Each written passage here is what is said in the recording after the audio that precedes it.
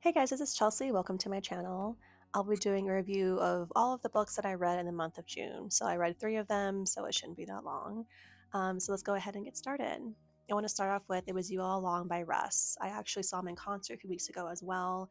So I listened to his book on Spotify just so I could kind of, be on the up and up when I saw him in concert. But yeah, so listen to it on Spotify, and actually all of the chapters are based off of a song from his previous album, Santiago, which I didn't know. And his lessons were very thought provoking, and it just felt like a regurgitation of what he's learned from being successful. And it wasn't so much like hoity toity kind of self help book, it was just very raw and realistic. And I really liked the perspective of him talking about what it is like to have success and how to go from there, because I feel like a lot of celebrities don't really talk about the struggles after you are successful, because it seems like if you talk about the struggles that you are complaining or you're not grateful in some sort of weird way. But I feel like success actually exacerbates a lot of the shadow work that you need to do on yourself because it's like you have all this abundance now and you're not coming from a place of scarcity, right?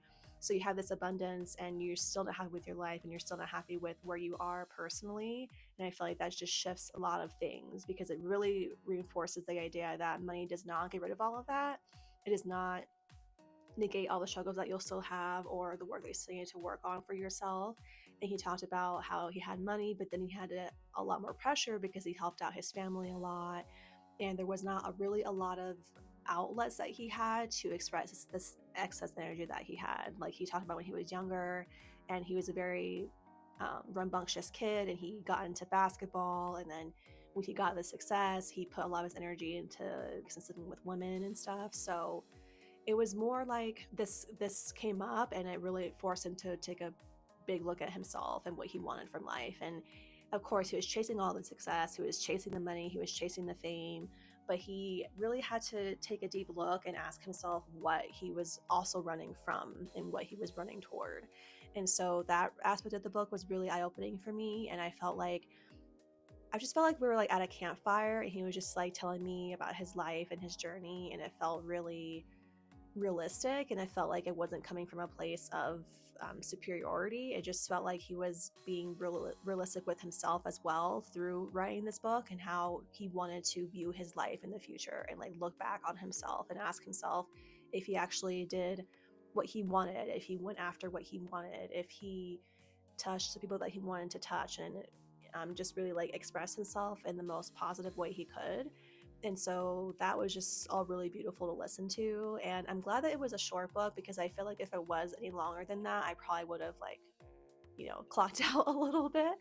But I feel like it was a perfect length and the lessons were very well explained. And I felt like I could follow off it very well. And I just listened to it when I was in the park. So it was just like a very nice day that I had, just like hearing about his life. And then seeing him in concert just really was a cherry on top, because he's a really great performer. And he had this image on the back of him being a little boy and he was at the piano and he like had this silence and like this moment to himself. And I just thought like, wow, how cool is it that I'm here watching his dreams come true and like witnessing that happen in real time. It was just like a really beautiful moment. And then yeah, it was kind of crazy. Just like I don't really think I know this much about any other artist, and it really like encourages me to go look at his other book, because I didn't know he read another book or wrote another book too.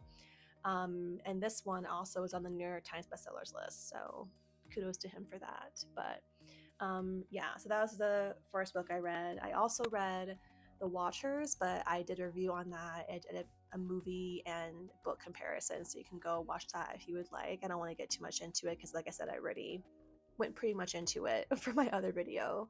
But yeah, you can go check that out if you'd like to. The last book I want to talk about is Station 11 by Emily St. John Mandel.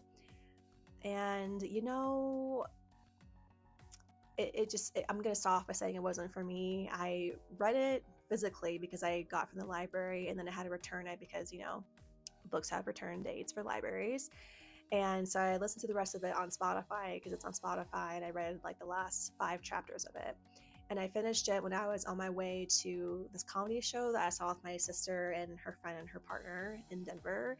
And I did not know like it was going to end. Like there was like no inclination. I didn't like feel like, oh, this is the end of the book. It just ended and it was like, this has been a production of blah, blah, blah, blah. And I was like, oh, okay, like this is over now.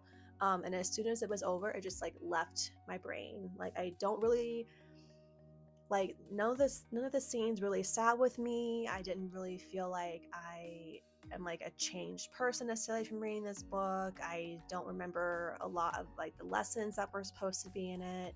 And so it just wasn't memorable for me. I mean, I did enjoy the premise of it because, you know, it's based off a pandemic, and I didn't read it during COVID for this reason. I didn't want it to mess with my head or anything, but I did like enjoy the aspects, certain aspects of it, like humanity wanting to come back to how things were before.